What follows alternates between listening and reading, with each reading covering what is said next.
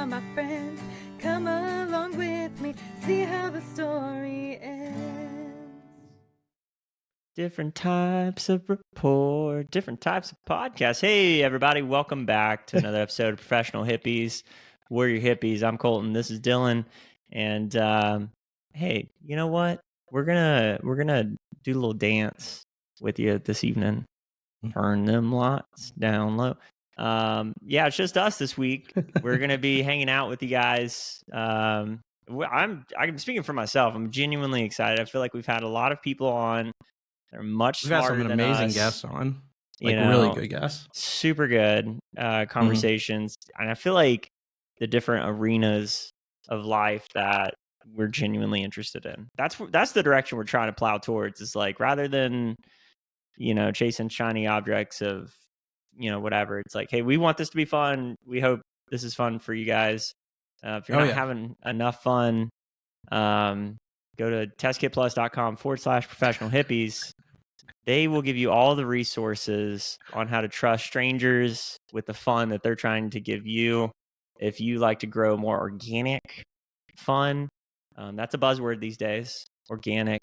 But I think we forget organic is us. We are organic. Things that come from the earth. It's not cheap. If you want to GMO, which is accepted in mycology as well, shout out to all the people that are envy of penis. I'm making this ad a little too long. Head on over to North Spore, enter your code Professional Hippies. You'll get 10% off. We get a kickback from that too. Helps us chase the almighty dollar, as they say. I like how every one of these ad reads has been completely different every time. Sometimes it's nice, short, good, sweet. Sometimes it's just like, what is this again? Where are we at? I'm just a senile man in a grocery store looking for Cheerios. Just, you want the honey or the plain? Honey guy, for sure. Me and some buddies over the past weekend went and saw Subtronics. Great show, by the way.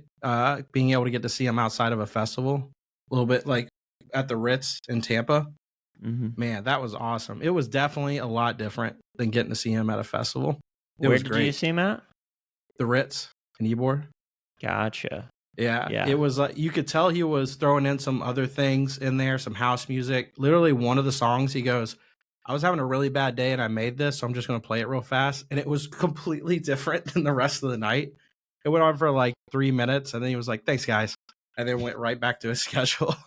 It was really cool. You could tell he was like, the transitions weren't as like crisp because he was like playing around up there, throwing some different things in. That's nice. Yeah, it was really cool. You'd rather almost see that, right? It's like, it's not fully fleshed out. You could tell it's kind of in motion.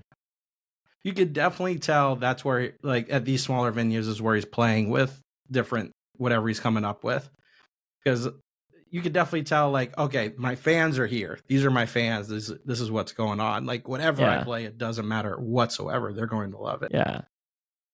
And then he threw in, of course, like his regular stuff. How much were tickets to see him there? $80 at the Ritz. That's is that a deal?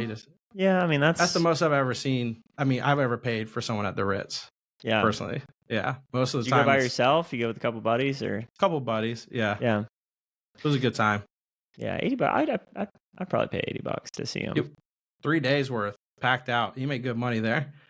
Mm-hmm. It was really funny too. His openers had no lasers, but then when he came on, dude, crazy amount of lasers. Oh, so many! Like the whole room filled up with lasers. It was awesome. We had a Friendsgiving here, and at the end of Friendsgiving is where the DJ stuff started getting broken out, and my friend had their kids over here, and once we turned on the lasers, this kid was like, what is this? And where has this been? I'm like, see, that's the beauty of lasers in my mind, is like, it doesn't matter how old someone is. It just has this like mystical, what am I looking at? Yeah. Imagine being the dudes, like, what it was probably in the MIT or Harvard or somewhere where they initially came up with like the red laser. I think there was a movie about that. Imagine fire. That's what I accustom it to, is like whoever the first time humans saw fire, lasers are becoming more a big deal. Now we're seeing different variations of it. They're like, ooh. Yeah, because I That's guess nice. the first time you're seeing fire, it's either a real big fucking problem. Like you're like, hey, that's moving this way. I don't know what fire is, but I know how to judge wind, and that is bringing this way. Do you think that they kind of harness fire from there? It's not like we have a record. We don't have a written record of this is Yeah, where I'm fire sure it came was from. probably like lightning struck, and then they were like, "What's that thing?" Oh, Mm, okay, this helps. This is warm, hot. yeah, Probably dead of winter. A storm came, boom, and they're like, "Oh hell yeah, things nice down in warm." winter. I mean, a lot of the like our ideas come from like the breadbasket of humanities, like Africa, right? Hmm. Does it get pretty cold over there? Yeah, well, I mean, northern Africa, Yeah, that's a desert, isn't it? Egypt, Gaza. Does it get Cool places right now. is it snow over there? Pretty I close to would the equator, assume isn't it? probably not, Right. but who knows? I don't know. I've never traveled outside the U.S. except Mexico, so what do I know? True. It. I mean, yeah, Egypt's at a very similar latitude as looks like Miami. So I'm gonna say probably no snow. Probably no snow. I don't associate snow with Iraq, and Iraq is a little northeast there on Egypt. Anything desert. Why? You know, why would there be a little snow there?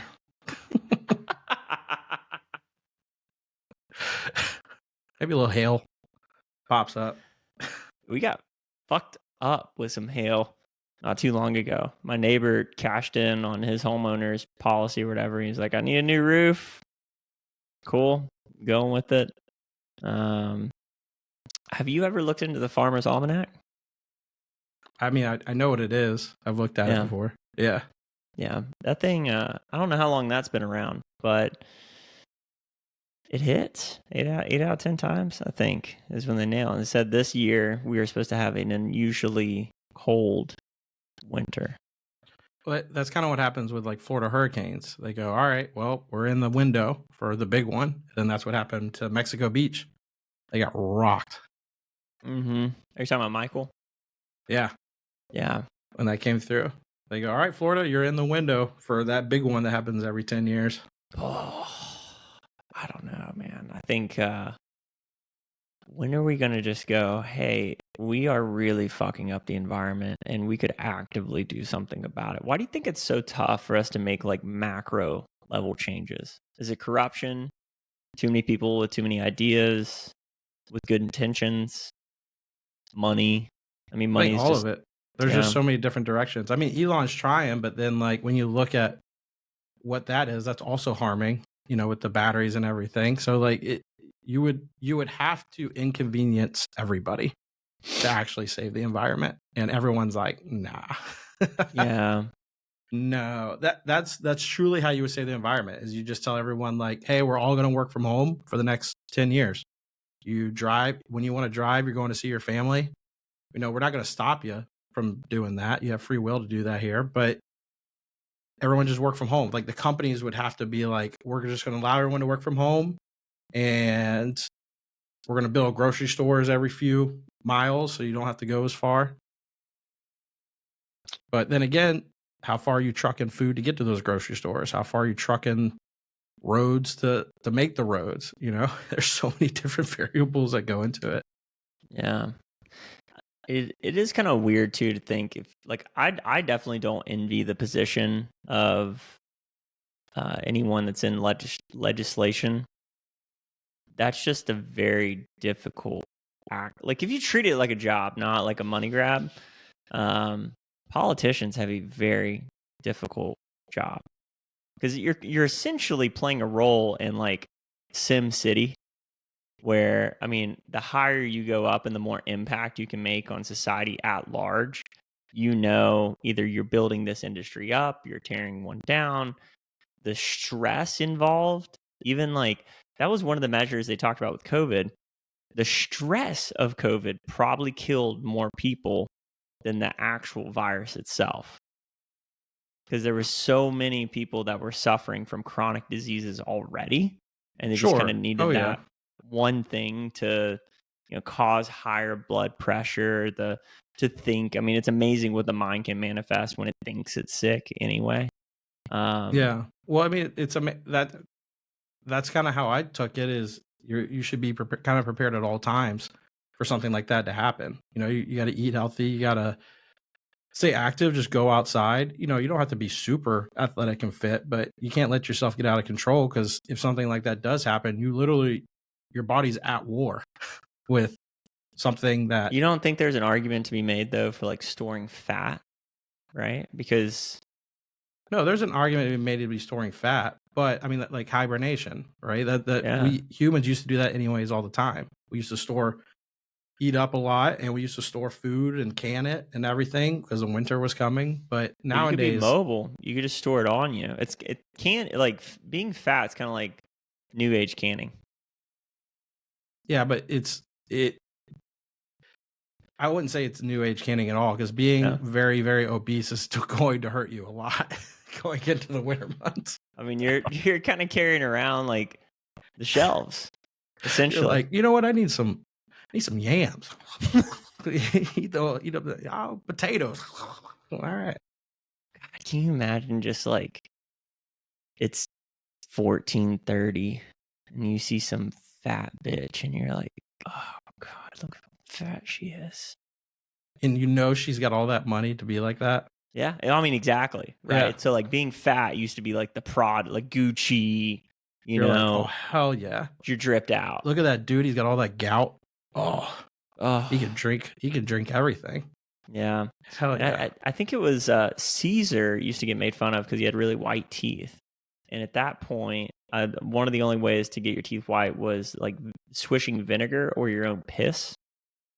Yeah, I think vinegar was like too corrosive, so like piss was kind of the go-to method here. Piss? I guess because the acidity in it. Yeah, it'd whiten your teeth up. Huh. Mm-hmm. Maybe that's the secret. All these celebrities doing that. They're just drinking their piss, swishing it around. Probably not, but it is kind of interesting to think about like what's cool now that is going to be super uncool. When you go back 1,000 years, the things that were cool then, like the flexes then, they obviously don't hold a candle to my iPhone, right? But yeah, honestly, but everyone has an iPhone these days. Everyone has iPhones these days. It's not even as big of a flex anymore. I think the biggest flex, honestly, like without a doubt, throughout time, I think the biggest flex is being really in shape. Even when people were super fucking fat to show how wealthy they were, I think still being in really good shape, because you can only earn that. There's nothing. I think the biggest flex these days is just somebody that just they don't look tired. They're like, how are things doing? Doing good, man. I got my shit in order. Money's fine. It's a downturn, but who didn't prepare? When someone says how you doing and they say amazing, but not in that forced I'm dead behind my eyes kind of way, right? Doing great. Like, are you sure? Yeah, are you sure? I always say, just keep it on, man.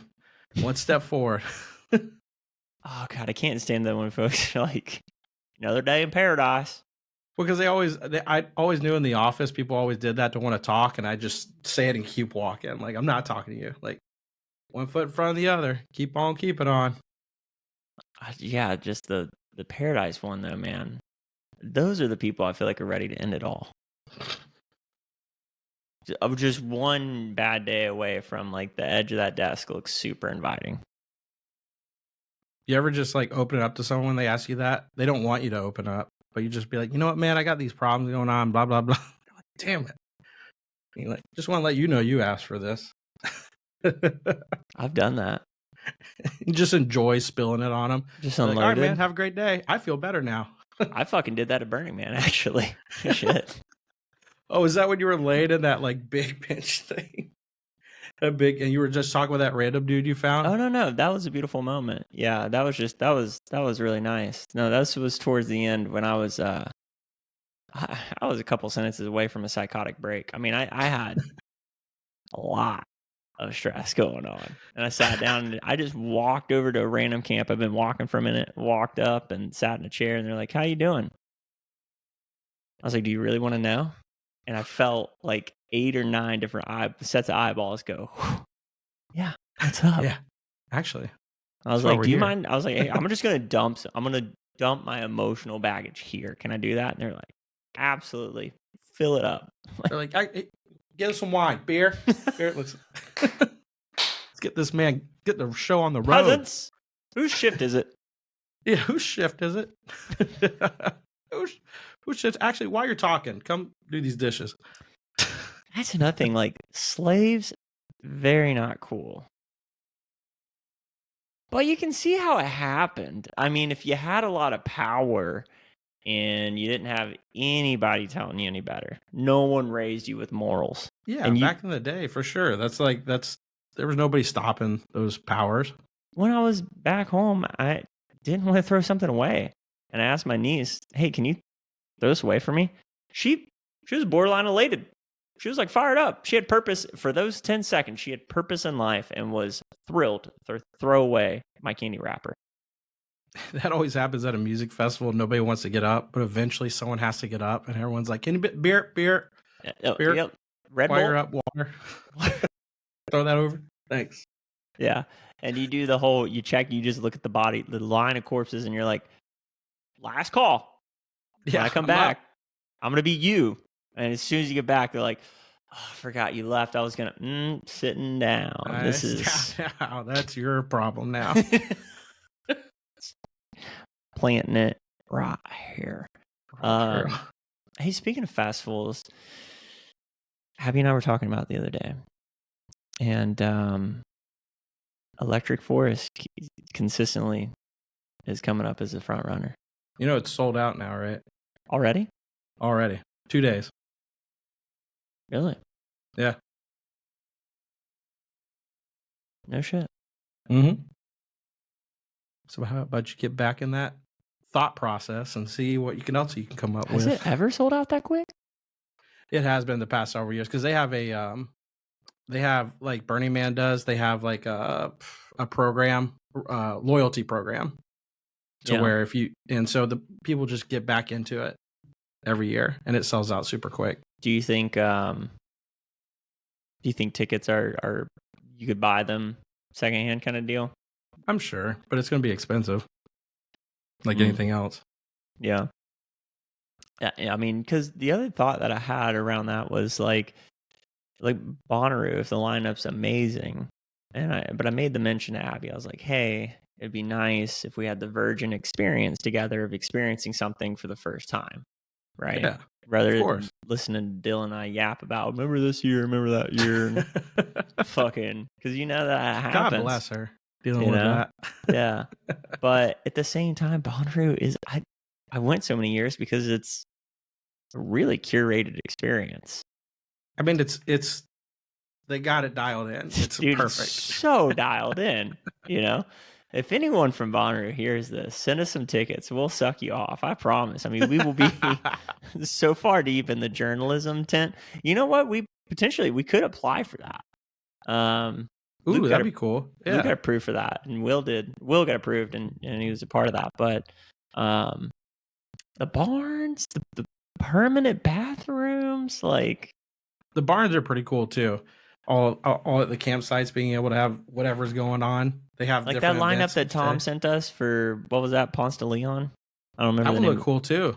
Yeah, I know great. I know a couple people going to that. But it's going to be a shit show. It's going to be tent city. Just like we're putting it together the best we can.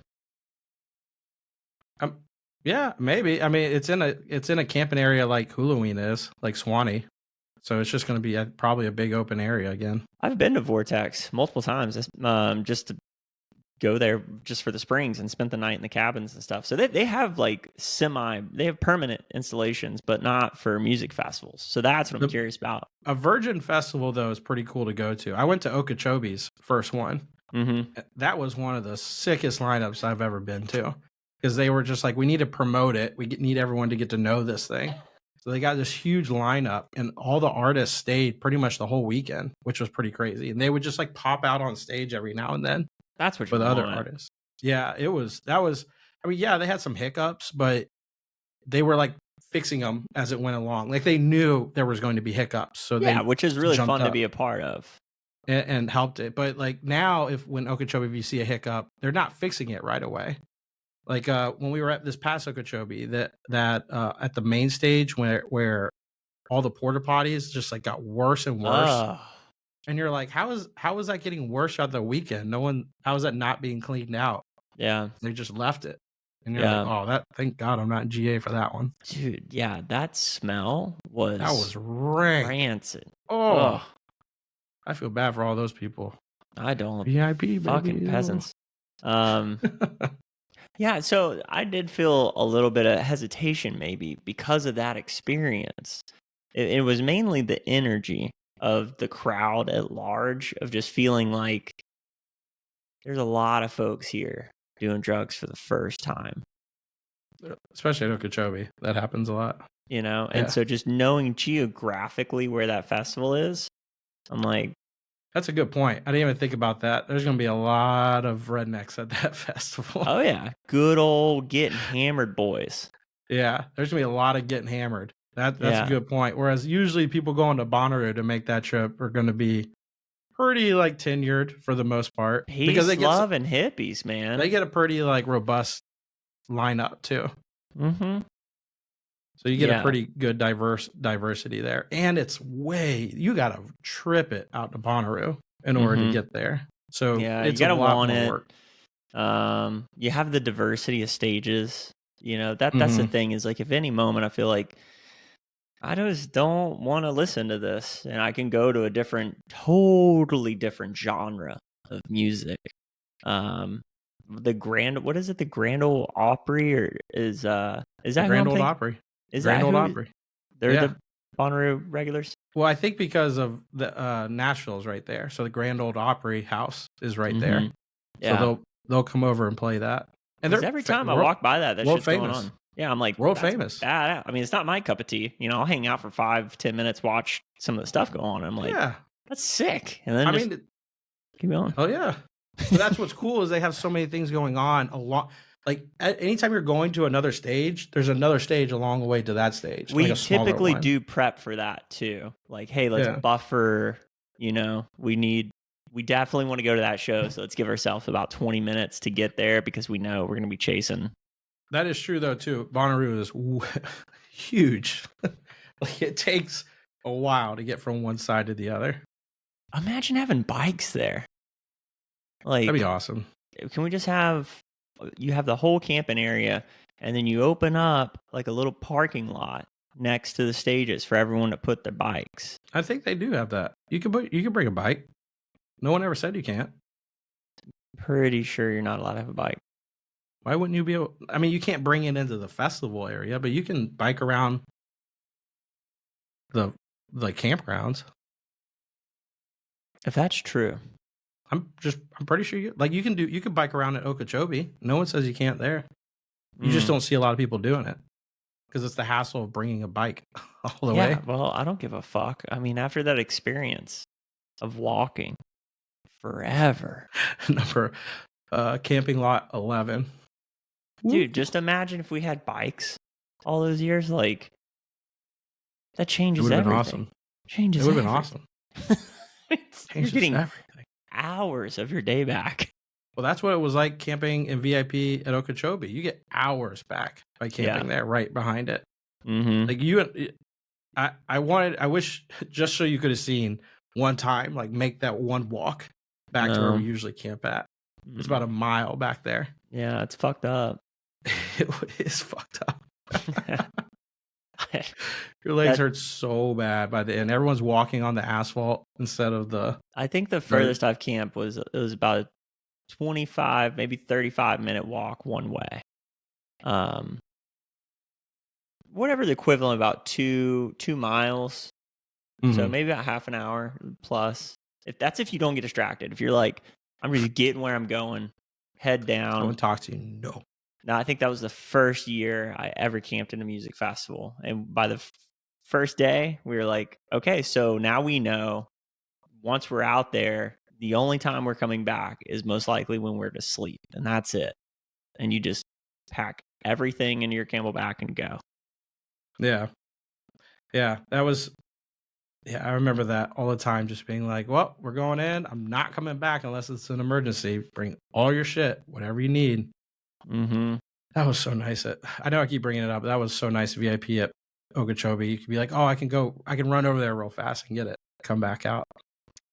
VIP's worth it. At this point in my life, I've decided, you know what? That's one of the many reasons why I want to make as much money as possible is that VIP My knees experience. appreciate it. Like, thank you. Right? Thank you, Dylan, for those VIP tickets. Yeah, so we started planning out the trips that we want to do for next year. Yeah, so the festival's got to happen. Burning Man's got to happen. We got the bachelor party.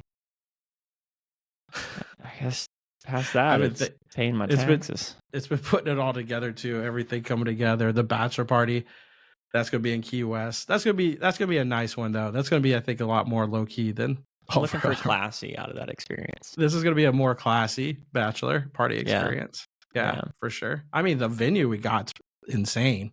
Mm-hmm. There's only one island connected to the main part of the island, and we are on it. Yeah, which is pretty cool. It gives me the kind of vibe of like, hey, I should be an influencer and start my course there. You know, like show up with all the stuff to record there. And we tell everyone there, like, we know we told you coming for the bachelor party, but actually I have a course we're here to sell you. Dress like Jordan Belfort and be like, you know, let me sell you. You only need shit. to listen to an hour of it. After that, you're free to do whatever you want. When we were driving back, hardcore change here. We were driving back to Panama City. I called one of those Jesus billboards. How did that go? It was good. Have you ever done it? No. Yeah.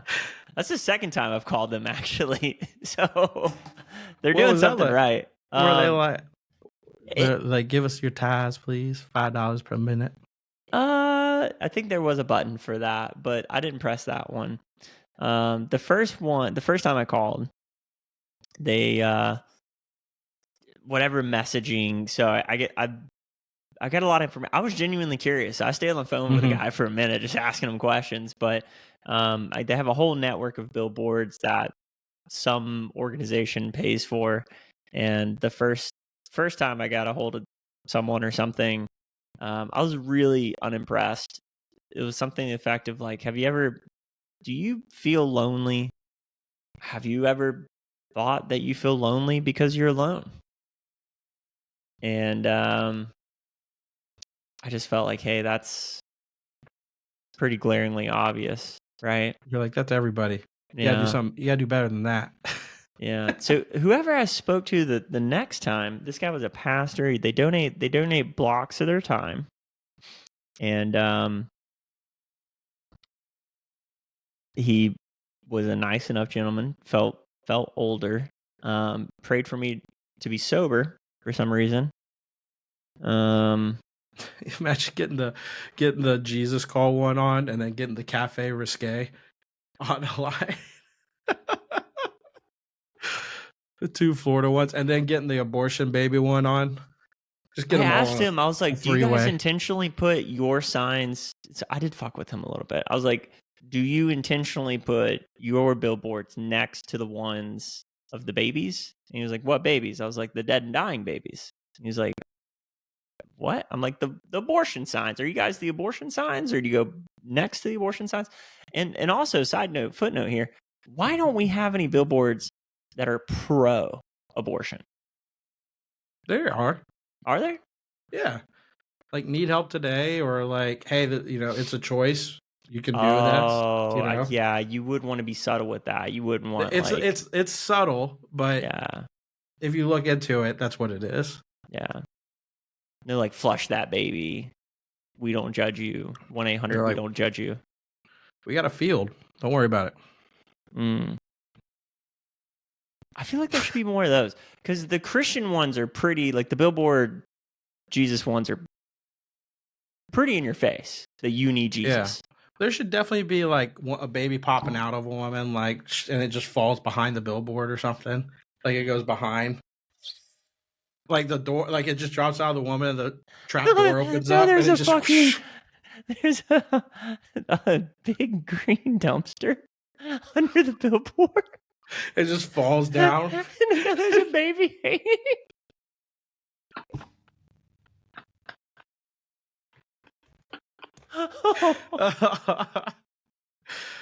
We'll take care of it.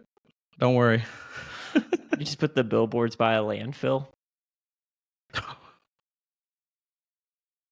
And it just shows like it goes to a trap door, just shows it sees a foot punt it. Oh. Oh man. Fuck. The feeling I just got from talking about that is probably why those don't exist. It wasn't pretty. No, it didn't feel good, but We it worked was through funny. it. We pushed through it. It was good. That was a cleanse somewhere. I don't know where, but it was cleanse somewhere. Man, I think about these conversations sometimes, like having these conversations compared to, where I was at Maranatha, in a private Christian school. If I would have been like pro-abortion, what? Yeah, I think in public schools that's still kind of frowned on, Oh yeah, for sure, just to even talk about it. But it's just amazing what that would have just outraged. Did you guys have sex ed in your school? No, we didn't. Right. No, we did not have that. We had to keep a Bible till marriage. That's between. Yeah, we did not have. Was it a boys' school you went to? No, it was boys and girls school. Yeah. Okay. It was a boys and girls school. I didn't get any sex ed until literally community college. I mean, I already figured out a lot. What was sex ed like in community college?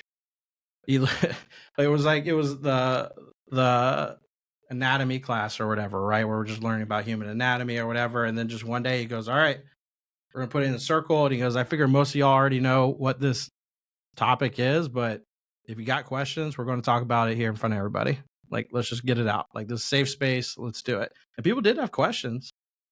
Any good ones? Like stuff you didn't think about where you're like, oh. I think a couple guys were like, hey, what causes the period? Like, why is that happening? And like, why I think even one guy was like, why is it worse to have sex beforehand than it is after, ovulation? That type of thing. Like, it was kind of like questions. That's a pretty like nuanced question. Yeah. But then even some women were like, why is it a guy actually gets turned on?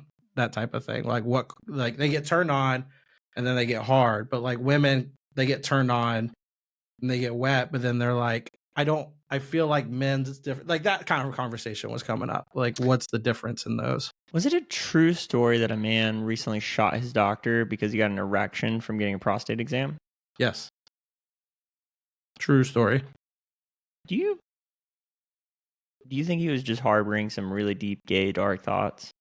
Oh yeah, for sure. Had to been, right? Well, it also just could have been like, it could have been just a very like taught all of his life that if you have these bad thoughts or these things happen, you're going to go to hell.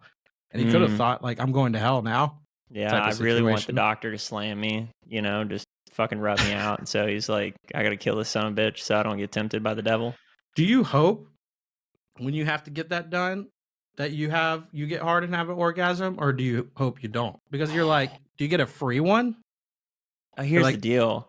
If I'm going to get the erection, not very memorable, right? That doctor probably sees that all the time.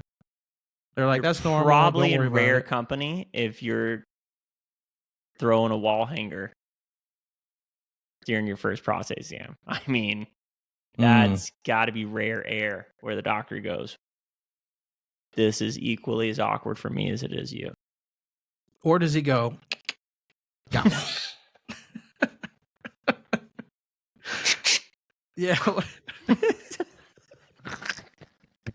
Because he probably does so many of them. What if he's like, that's his game? He's like, he takes out a little leather holster for his fingers, puts it on the table, takes out a little brass tack, nails it in there, and goes, got another one. He puts He's got like a screw holder and he puts it on a table and he goes, I'm going to need you to hold on to that.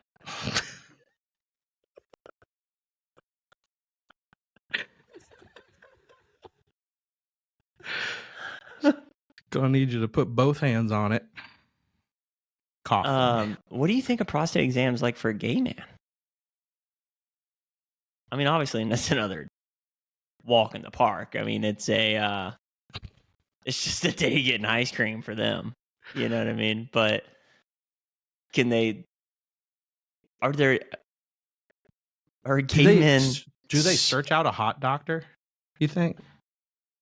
Do they have a much higher rate of catching prostate cancer? Not in the sense of like being diagnosed, but catching it early.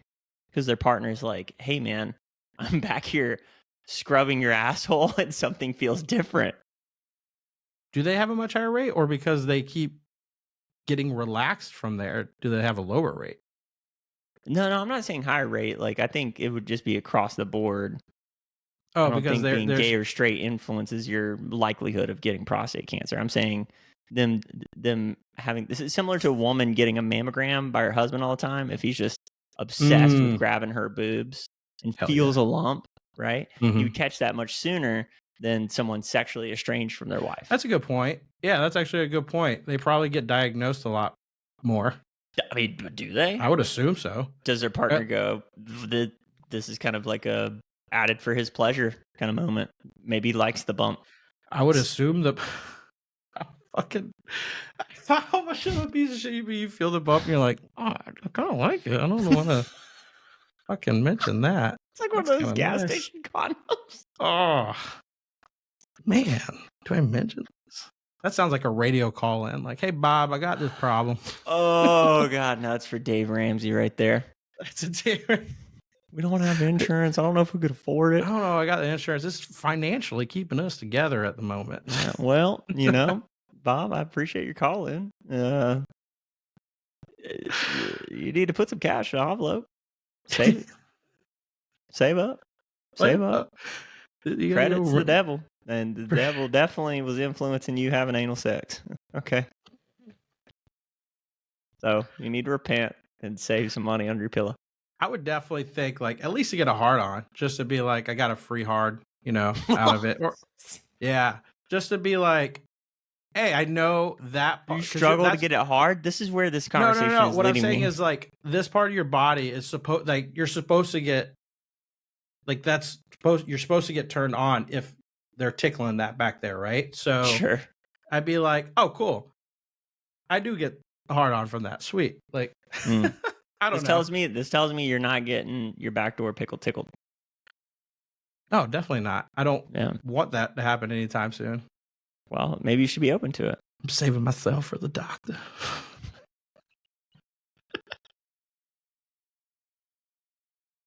For that special one.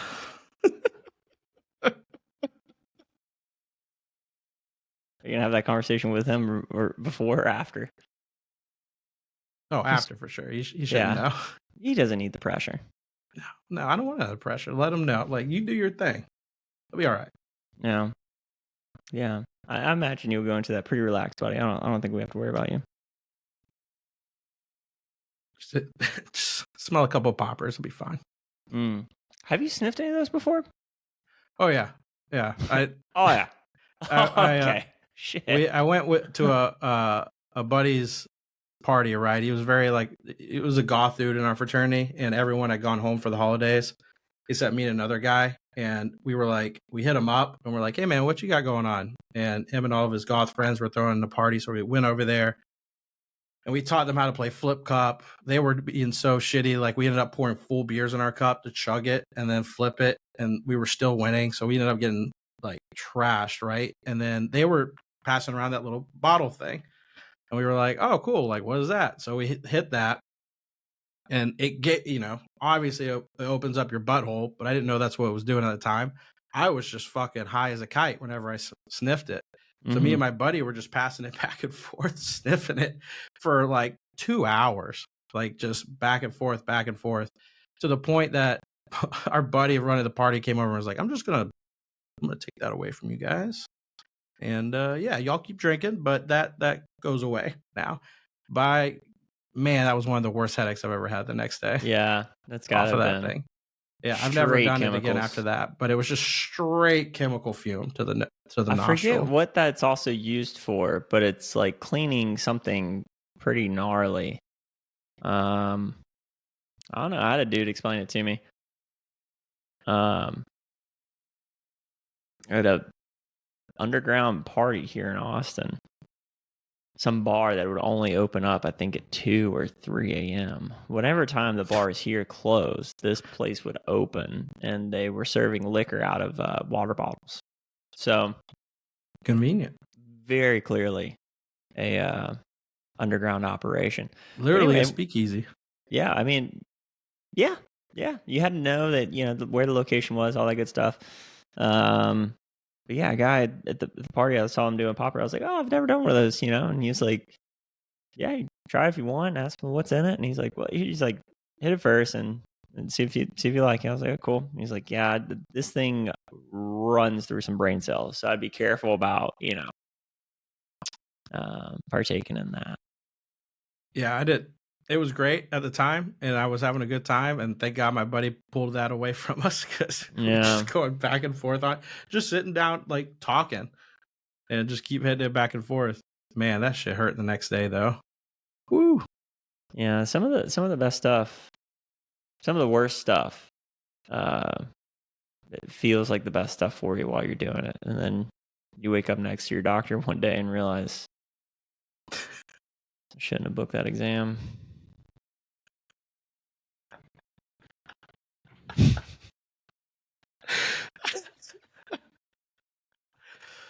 Oh yeah, that fuck. I remember that party. That was crazy. He worked in a porn shop. That's how he was able to get it. I always wonder where they sell those things. Porn shops, I guess. Yeah. Back then, they're elite. I think you can't even get them now. At least in Florida. Porn? I don't know. Poppers. I'm not after them. I have no. The porn shop still exists. Is that a thing? Yeah. Yeah, you can go I don't know anybody that's gone and bought porn. Okay, first off, that's just kind of a weird thing to do. Well, I mean, they're more like sex toy shops now. Like if you want to get like kinky that's shit. a different. Yeah, I'm saying like sex toy shop, but like exclusively dirty video shop. I don't think those exist anymore. I think they merged. I think there was probably a buyout at one point. Yeah. Like we'll go on. Well, the one he worked in had a porn arcade in it. What is that? Where like you had a little like your little booths and you just jerked off in those. Oh. Yeah, I was like, you don't clean those up, dude. He's like, oh hell no. There's like a person we have come in do all that shit. Oh. I just point them in the direction back that way. An arcade? But there's no well, arcade. That's what they called it, a porn arcade. Well, think about like back in the day when theaters at a theater would turn into an adult theater at 2 a.m. or something. What does that back mean? in the day? I don't understand. Like which part? You know what? Adult? Here's the deal. I am clipping that. I don't know if we should use that clip. Okay. Okay. Because that was like weird an adult. Front to back. You don't know what adult theater was from back in the day? No, I know Pee Wee Herman got caught in one. Yeah, like one of those. It's just people sit in a theater and they're jerking it. They shouldn't be jerking it, but if they get caught like Pee Wee Herman did, then they get pulled. But they're all jerking it and they're watching the whatever porn's on TV or on the theater screen. If you couldn't jerk it, why would you go to an adult theater? They're all jerking it. You know? There was, huh? Like why wouldn't they be? Why wouldn't they be jerking it? That doesn't make sense. I did one time. I went and saw my dad, my brother, and I went and saw. I don't know what the movie was, but it had The Rock in it. Mm-hmm. And I was here, and then like there was a space, and then there was a bigger woman sitting right next to me, and I started hearing moaning. Oh yeah, like grabbing herself, jerking it. Every time she heard The Rock come on, like, ooh yeah. And I was like, holy shit. Starting the old lawnmower up, huh? I was probably like 13, 14 that was going on. And I was just like, whoa, this is gross. But I'm like, I don't want to leave it. It's kind of funny. What's happening? I've got an old lady with a blanket over her no square reading a smutty book on an airplane. Ooh. The old smutty books. Man, Those things can get crazy, I bet. You ever see the ones with like a T-Rex on it? It's like Tyrannosaurus. There's like ones with like T-Rex or like sloths on it. That's where AI is really going to be able to help out. It's gonna get nuts. Just bring in all the wildest shit from all these different smutty books and just make it really, really good.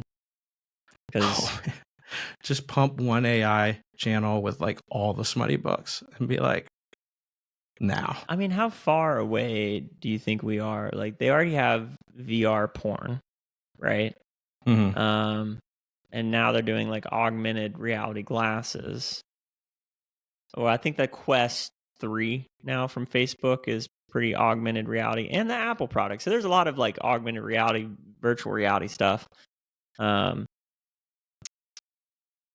many years before they just come out with like a pretty believable, not robot, but like a sex doll thing that like integrates with the VR porn, you think? Because that's when population is absolutely going to crater. Pretty sure they already have it. Yeah? Like I'm pretty sure. Yeah, oh yeah, I think that's already out there. I think Vice did an article on it. Pretty sure Vice did an article on it. And the guy, they interviewed the guy that was like, yeah, I have like these 5 dolls. This is what they do. Oh, no, I saw that. Yeah, but that's still not, that's not all the way there. Like, that's Are you talking about like that movie that was like, what's that movie? That was nuts. Machina? Ex Machina? Ex Machina. Machina? Ex Machina. That, Tomato, I think Machina. Pretty fucking close to that. Yeah, that's what I'm saying. I mean, we can only be a couple years away from it being like, holy fucking shit, I don't know if that's my girlfriend or not, kind of thing. Ironic, isn't it? I mean, men only want one thing, and we're going to crater our existence trying to just get some easy pussy.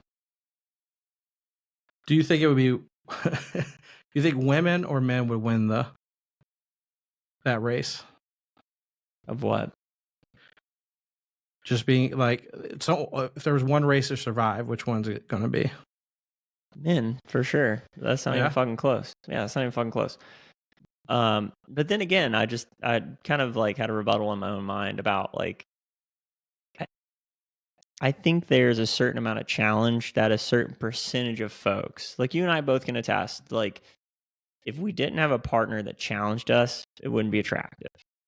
You know? Very true. Yeah. So I mean, I don't know about you. You can lie. I'm not going to lie, but you probably are. I've never been a pocket pussy kind of guy. No. You know? So, see, there it is. I knew you'd lie about it. It's okay. I knew guys with that too. My buddy told me, he was like, really? Don't do it. He was like, it's just too easy to get started. It eliminates your sex drive. I had a buddy that told me that he got one. He's like, I love it. He's like, don't do it. It's awesome. And I was like, all right. Yeah, no problem, man. You know? I'll stay away from it. Well, I mean, for me, it was kind of like smoking cigarettes, where I was like, the thought of always extinguishing butts and the nastiness kind of drove me away from cigarettes. Didn't mind the smoking. The thought of putting your pocket pussy in a dishwasher. Oh. Just running a hose in there.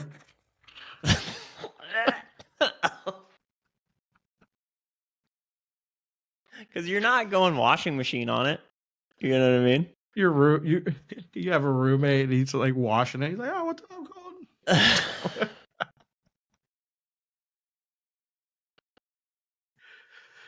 You ever see the guy that creates different ones? Like rare ones? I haven't. There's a guy on TikTok Craigslist and Instagram. No, he makes fun of like finding these rare ones. Like he'll be like, look, I found this. Look, I can't believe I found it mint condition, still in the box. The Thomas the FAP engine. It's right here. Or the Bass Pro Shop. It will move up and down with you and it'll sing at the same time. He makes all these different variations. It's so funny. I would think one day they'll be worth a lot of money. Hopefully. Sorry, dude. That's so hard for me to get past. My gag reflex went off. Ugh. We'll take them as a sponsor, though. If they want to sponsor us, we'll go ahead and get it out there. I don't know that I would. I don't know. I want that sponsorship. That was Joe Rogan's first sponsor. Yeah. Yeah. Oh yeah, Aubrey Marcus used to be like their marketing director or whatever. Yeah. He had them as a sponsor, I think, too, for a little bit. Like, I think what we're really getting out of this conversation is that Pocket Pussy is just an amazing stepping stone to realizing your dreams in life. exactly. It really clears the mind. You know, I mean, you can't feel bad working for a company like that. They are genuinely providing a service to the world. I mean, what's the difference between that and a dildo? They're Not much. providing some service. It's just happiness. Oh. That's it. Fine line, by the way, fine line between pocket pussy and porn.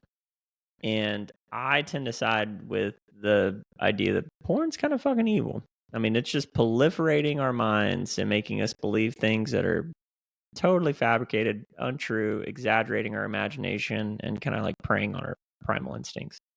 Oh, yeah. Pocket pussy there's just kind of like, hey man, I don't know. Think about the woman in the theater that was watching The Rock, you know, whatever gets you off. Oh, yeah. When you finish, press button, it goes, oh, yeah.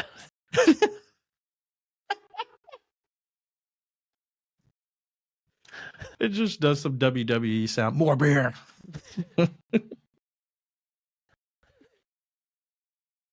John Cena.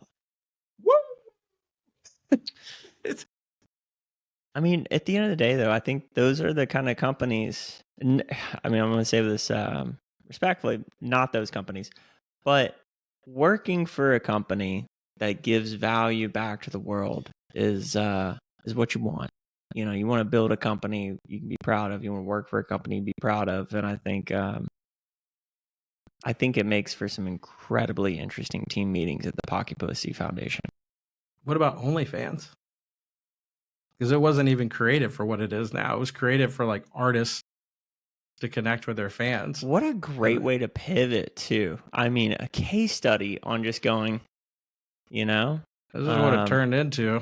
Well, I think I think Rumble or something like that. One of the other ones, that's where they were all at before, and then they've moved over to OnlyFans. So there was a place where they were all at. It's just OnlyFans I don't turned think it was into that. Rumble. It might have been Patreon. Patreon, and You then know, they moved. That champagne, the gold champagne. I can't remember the name of it. Damn. Cristal. That started getting really embraced by the rappers because it was so luxurious. And then the owner came out against that and tried to shame them. And so Really? yeah, so Jay-Z created Ciroc. So he just was like, "Oh, okay, I'll make my own luxury brand that they're all looking for." Yeah, maybe. Let me fact check myself, but yeah, you can definitely continue. I think OnlyFans is. It's hard to beat the Hennessy though. Hennessy? The Hennessy. Cognac and a joint venture with Bacardi. Yeah, so okay, maybe it wasn't Ciroc, but yeah, it was a so it looks like he did a couple joint ventures and he started promoting those Diddy owns 50% of Ciroc. Diddy. So I just remember hearing that story because he was like, you know what, fuck you guys. They didn't want to pivot. And it's like when your brand starts getting associated with those, like, I mean, is business, you know? Business is business. That guy's been going through some shit too lately, did he? Woo! Man, that guy's going through it right now. Yeah, he's getting attacked on all angles. Sounds like he's been up to some weird shit for a while, though. Not good shit. It's kind of interesting that all those rappers from like the early 90s, a lot of them came up and have become successful, but you don't see the same people these days, the same like musicians these days making the same similar moves to get into like the business world. They're just kind of like pushing out song. I think also that's because it's much more difficult to make money as an artist today. Because before, when they sold albums, they actually were able to make a living from selling their albums. And now Spotify, it's all about the touring now. Yeah, it's all about the touring. You know, Snoop Dogg got a platinum award for 1 billion streams. And he said he made 45 grand off 1 billion streams. Yay! Right.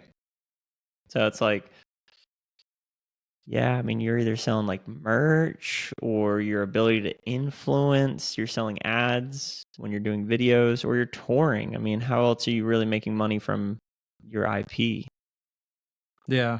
But and just in a way to think about it, you know, that's where everyone's listening to music now, right? Apple Music, Spotify, maybe even YouTube, right? So they're pushing their content, they're pushing their music. So yes, they're not making sales off of their specific CDs being sold, but were they also paying the stores to sell their product, or were the stores just selling their product for them? And then they were getting a kickback off of that. So like, it's kind of like what Spotify's doing. They're not paying Spotify to do it. Spotify's just the new CD store. Yeah, it's just nowhere close on the split. It's nowhere close on the split, but unfortunately that's just where it's gone to. So now they actually have to go out and tour and have good. And that's actually why these tours are just so grand scale now. It's insane what these tours are now. Yeah. I mean, it's true. Yeah. Wild. But on the flip side of that, it's like, how many local shows are you going to? Like local artists that aren't Subtronics, you know? Me personally, not a lot, but not a lot, right? I mean, but that's kind of the average person. So it's like, until you kind of hit this certain virality to command bigger venues, it's kind of this like catch 22 kind of thing going on. Whereas I feel like, I mean, fuck, it's always been hard to be an artist. I don't know shit about that life. There's a lot of people that go to small venues though. Like I meet people all the time that go to small venues and see people, and they say it's always packed. Like Janice Live here is a pretty small one. Yeah, but I mean, if I don't do it, then it must not exist. Like, that's the way I like to look at my echo chamber. Is I damn sure don't respect anybody's opinions that differ with mine.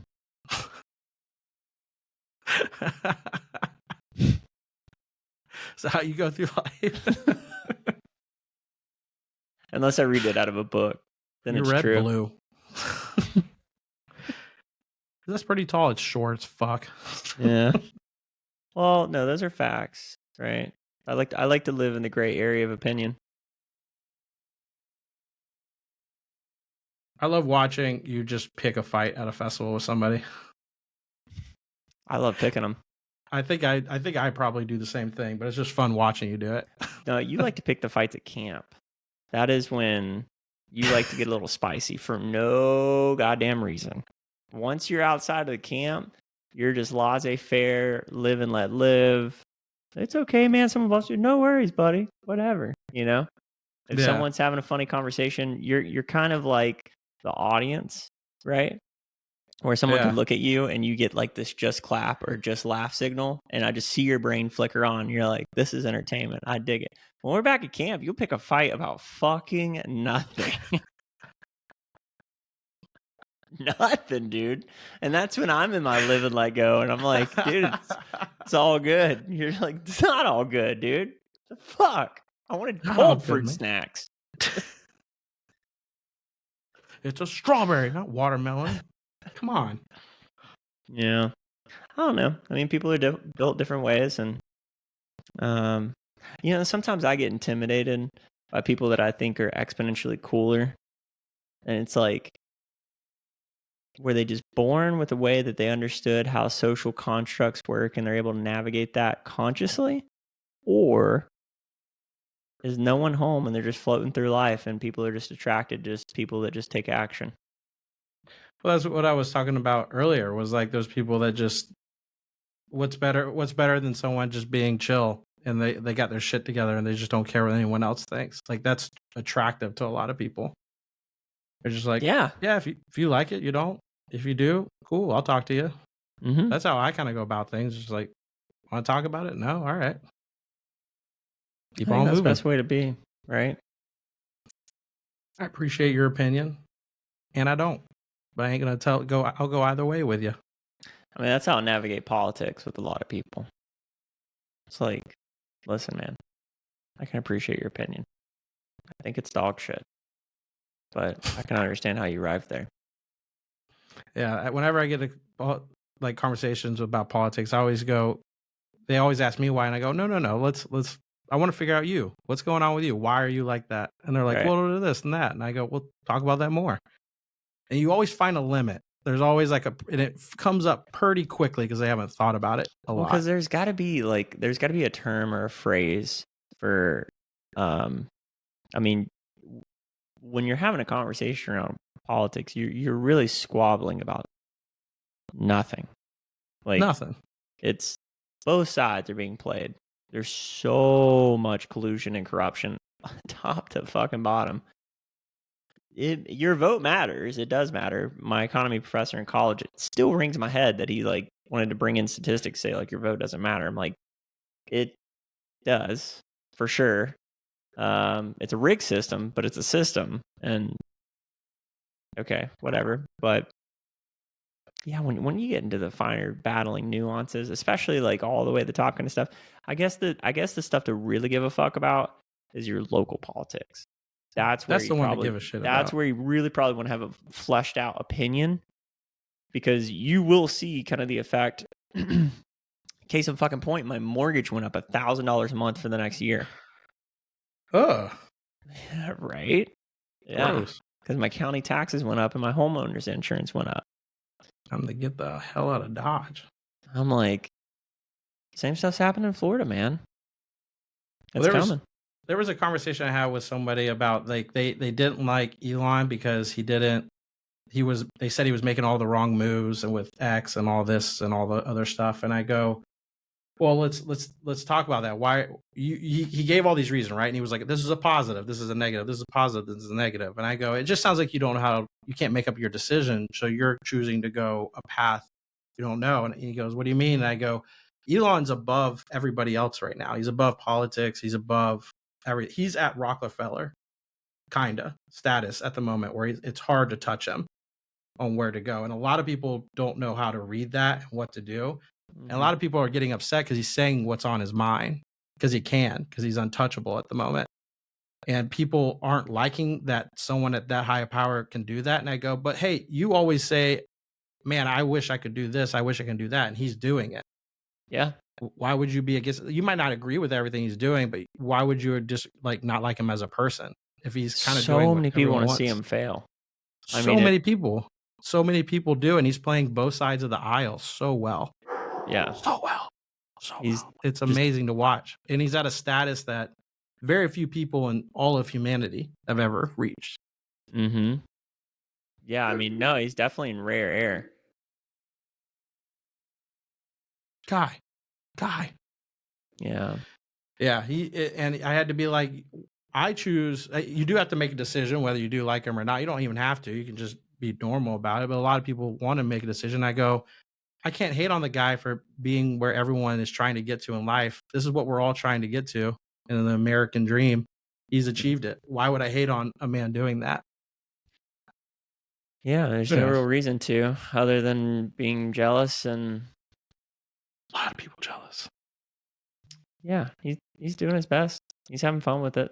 There's no denying it. The man's being a and I don't think he cowboy. cares about Twitter. I think a lot of people are like, oh, he's making the wrong decision about Twitter. I'm like, I think he looks at that as a wash. For sure. I don't think he goes, I don't care about advertisements. I don't want to be controlled. Yeah, I mean, he definitely doesn't want it to fail. He's not a fail kind of guy, but I definitely think he's just doing what he thinks is the right move. He's making a statement with it. Yeah. Yeah, because so many people are like, what if it fails? He's like, it fails. It's my money. I don't have investors on it. It's my money. Yeah. But he's come to the brink of explosion, implosion, fucking dissolving so many times that he's like, I understand the legitimate statistics of the probabilities. if this goes well. And he probably made his peace with fucking death and failure a long time ago. For sure. And he's got the skill set, the connection, the network, the brains, the know-how at this point, where if it did fail, it's like, okay, I'd be honestly kind of curious to see what the societal repercussions, meaning his perception in society, how he's perceived with if it did fail, what he moved on to. Because I would imagine SpaceX and Tesla are pretty rock solid right now. But SpaceX, Tesla, the Bohr company. I don't think the Bohr company's probably not doing so well, but those two are doing just fine. All right, let's land this plane though. I gotta hop off. Okay. Just a segue. I gotta go to the bathroom so bad. Okay. Yeah, cool. Well, hey, if go ahead. You do it. I was just gonna say, if you're not prairie dogging out there and you have a few extra seconds, be sure to like and subscribe. We are desperate for attention. It's the attention our mothers didn't give us. I'm so sorry, Mom, if you hear this. Jesus. I love you. Love you, Mom. All right. See you guys next week. Peace.